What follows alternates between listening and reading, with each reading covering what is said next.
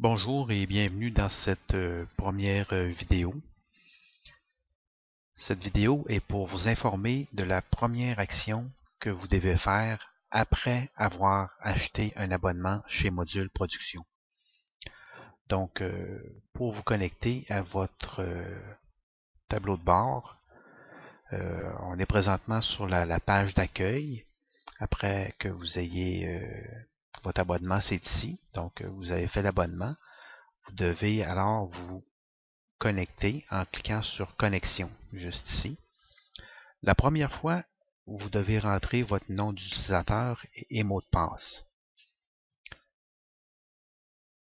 Bon, ensuite, vous cliquez sur Sauvegarder, mais vous n'aurez pas besoin de l'inscrire aux prochaines fois, à moins que vous cliquez sur Déconnecter.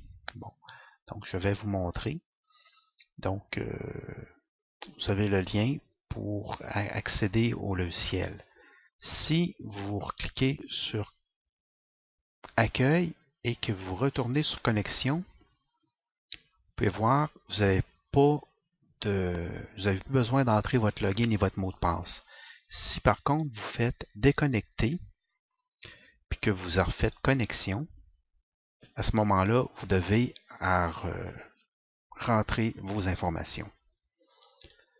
Donc là, par la suite, vous avez des onglets qui sont intéressants pour faire un nouvel abonnement. Vous avez l'historique de vos paiements et votre facture. Évidemment, c'est important pour vos dépenses.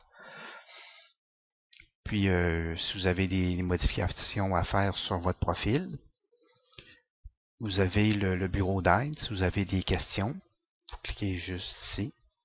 Vous pouvez, encore là, un autre onglet pour se déconnecter, puis changer votre mot de passe. Donc, pour se connecter au tableau de bord, c'est par ce lien.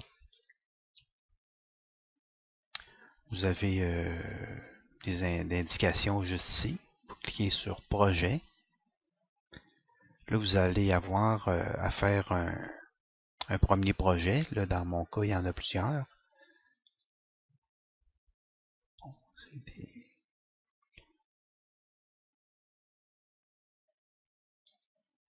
vous allez arriver donc sur cette première page.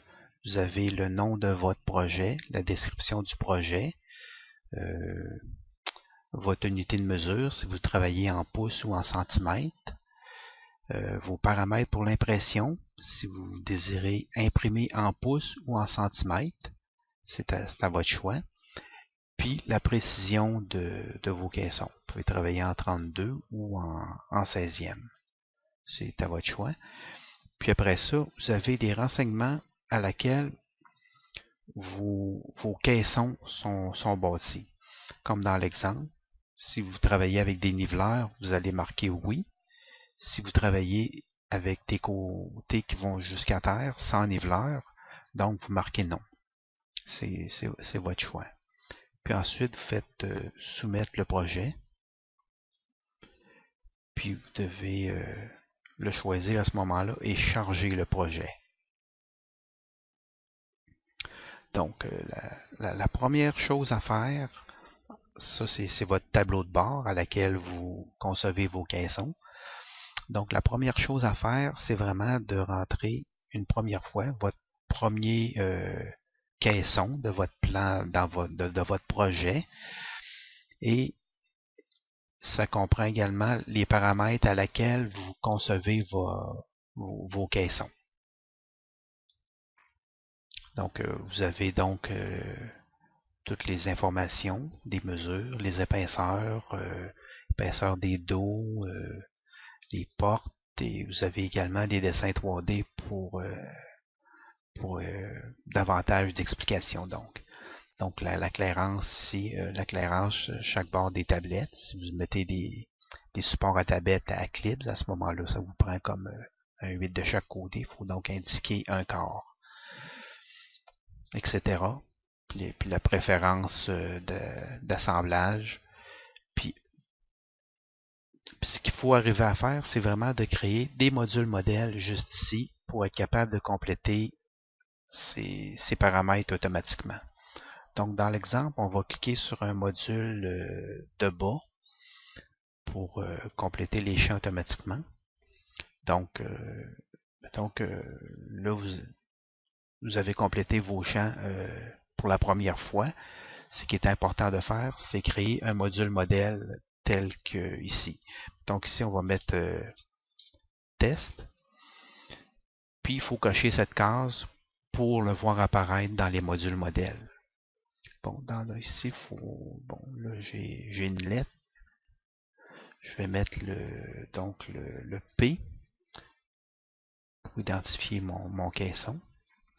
Puis, je vais cliquer sur sauvegarde. Ou vous pouvez également peser sur Entrée ou Enter sur votre clavier s'il est en anglais. Ça va faire la même chose. Donc, vous voyez, le module a été créé. Par la suite, il vous suffit de cliquer comme ça et les champs se complètent automatiquement. Par la suite, vous pouvez en créer d'autres. Là, on a un module tiroir. Vous pouvez passer un module porte. Puis la seule chose qui va vous rester à faire, c'est de compléter les champs pour la porte. Si c'était porte double, porte simple, s'il y a deux hauteurs de porte, une ouverture, comme dans le grain du bois. Puis les ouvertures, ça c'est plutôt quand on est dans des garde-manger pour les micro-ondes, ces choses-là. Comme l'exemple ici. Les hauteurs de porte, s'il y en a plusieurs. Deuxième hauteur, etc. Donc, par le site, vous pouvez voir aussi le module qu'on a créé. La liste de débitage est ici. Donc, ça se complète facilement. Il suffit de le savoir. Donc, je vous dis merci et à la prochaine vidéo.